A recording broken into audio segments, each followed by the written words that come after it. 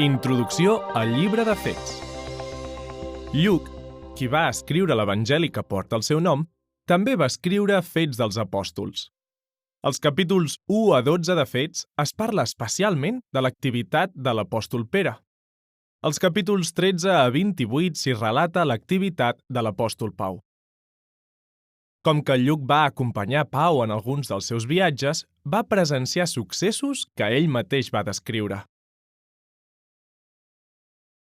El llibre de Fets fa una descripció detallada dels inicis de la congregació cristiana i del seu ràpid creixement.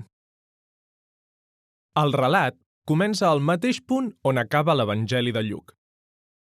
Fets cobreix un període d'uns 28 anys, des que Jesús va pujar al cel al 33 de la nostra era fins aproximadament al 61 de la nostra era, mentre Pau encara estava sota arrest domiciliari a Roma, esperant el resultat de la seva apel·lació a Cèsar.